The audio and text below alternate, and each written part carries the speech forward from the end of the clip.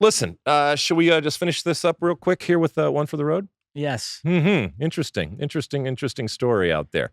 Would you like to tell it, and then I'll comment on it? This is the rare Mosse-themed one for the road. Well, it came across our timelines and across our radar here. And as we said before, we are getting ready for Copa America, which begins next week. And you can see it on Fox on Thursday.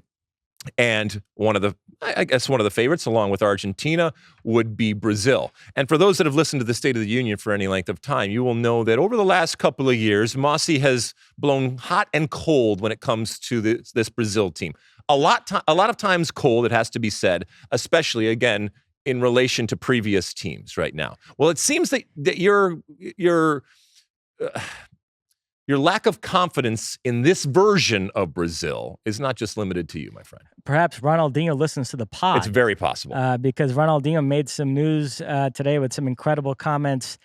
He said he's not going to watch Brazil at this Copa America. He said he's abandoning the team because they lack talent, they lack grit, they lack commitment, they lack everything. He said it's one of the worst Brazil teams he's ever seen, and so he wants nothing to do with it. Okay, so look, I obviously make my living in soccer and talk about different teams, including a team that I played for in the U.S. And at times I am critical, and at times I am angry, and at times the team, I feel, requires a dose of reality and of truth, and I am happy to provide that. I take no pleasure in being critical of the U.S. team, but I also don't think that you should pull your punches when you are asked. This is a little out of character, wouldn't you say, when it comes to Ronaldinho in terms of this is not usually what he does? Absolutely. Okay, so maybe he feels that it has gotten so dire that he needs to do it.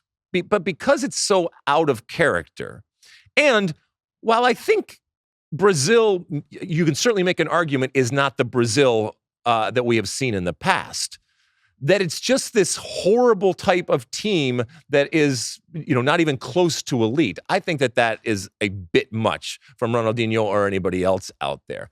And what is he getting out of it other than maybe the attention that he wants to get at this point? But I don't think the players from Brazil give two what Ronaldinho is saying. I think it's just fodder. And in that sense, well done, Ronaldinho, for creating that going forward.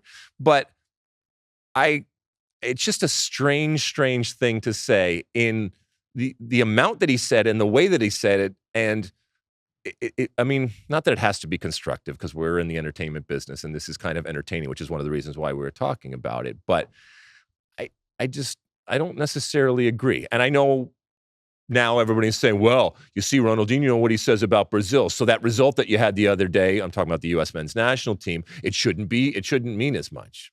Come on, get out with that. All right. It's still Brazil any way you slice it. And it should be said, and you will know this, that the team that won the World Cup way back in 1994, there were a lot of people that looked at that team and said, it doesn't have the romance. It doesn't have the flair. And time passes and you look at it a little bit differently. But ultimately, when it comes to Brazil, results matter. And so if this Brazil team is able to get to a final, this team is able to win Copa America and just shove it back in Ronaldinho's face, I think that they would enjoy that. Ronaldinho was famous for going out to clubs, partying all night. No, you don't say. And then going straight to practice from the club the next morning.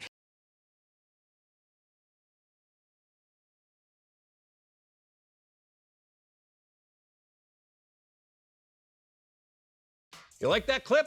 Well, my State of the Union podcast drops twice a week right here on my very own YouTube page. The only way to stay up to date is to hit that subscribe button down below. Size the day, and see you soon.